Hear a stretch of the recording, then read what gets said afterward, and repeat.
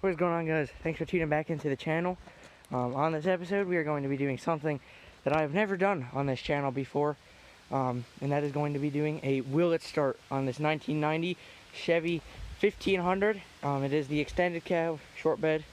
It's got a Chevy Vortec 350 in it, which is small block Chevy. Those are like one of the most popular motors ever made, if not the most popular. It is four-wheel drive pickup.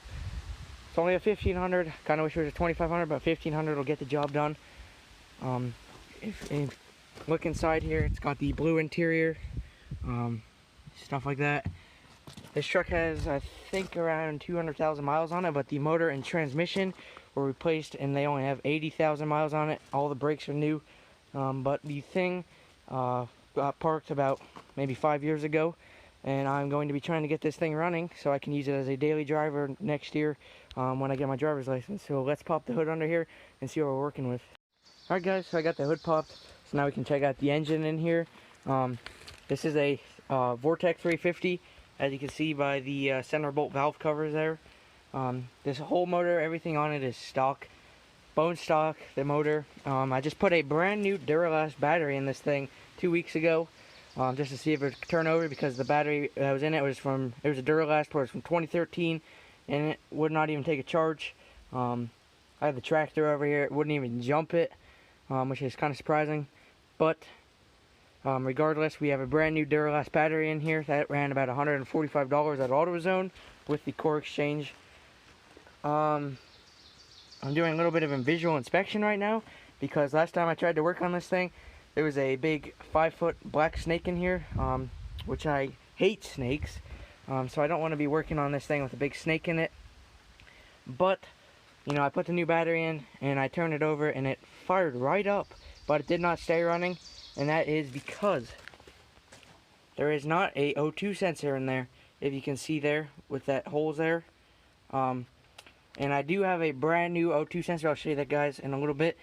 I do have a brand new O2 sensor, but those threads, the dealership that put this brand new engine in, I'm guessing that the O2 sensor wasn't the right thread pitch or something, and they just jammed it in there and cross-threaded those threads all up, so you cannot get a brand new O2 sensor in it. And I don't have a big enough tap to do it, which, you know, I could buy a brand new tap and die set, but I'll show you guys what I decided to do instead of buying a tap to tap that out. So I'm gonna go make my way back there. And then one more thing, I did check the oil in this motor. It is good, but when we get it running good, I'm definitely going to be doing an oil change on it, because it has been sitting for around 5 years, and it is kind of black, so it definitely needs an oil change. But I'm going to show you guys what I'm going to do instead of buying a bigger tap. So now, as you can see here, I've got brand new headers for the small block Chevy that's in it, with brand new gaskets for them that go on the back here. And that'll make it so you don't have an exhaust leak. So, and then it also came with brand new stainless steel bolts, because these headers are stainless steel, so that'll keep it nice. And right here you can see there is a brand new O2 sensor in it. This is a Bosch O2 sensor right here.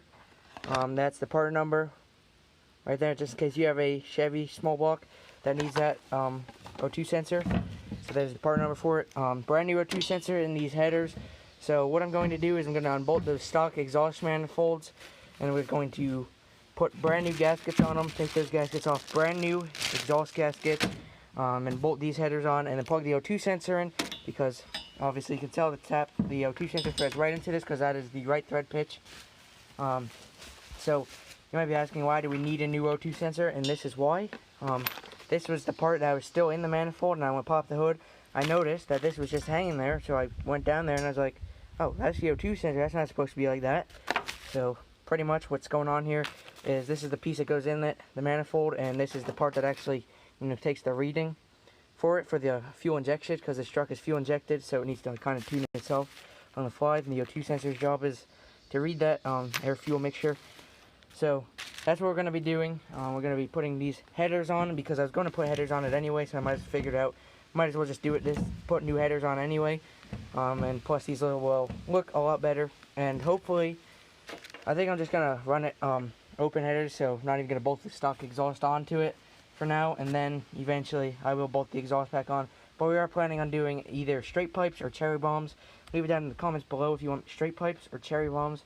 I'm thinking kind of cherry bombs, so if I'm driving this thing to school at like 6 o'clock in the morning, I don't want to, wake everybody up in town. But where I live, I don't think it would be a problem if I straight piped it. Just driving into town to go to school might be a problem, straight piping, but who cares? Both end, So I'm going to get these things unbolted. First, I'm going to spray them down with PB Blaster so they don't break off, hopefully. I'm going to take our time, go back and forth, and hopefully get these bolts off without breaking them off. Alright guys, so I forgot the tripod, but I got you guys on a huge styrofoam block with a 2x6 in front of the camera. So you guys should be able to see into the engine bay. It looks like a pretty decent view. So we're going to get these things sprayed off with PB Blaster, and we're going to try to take our time and get them off so none of these bolts break off.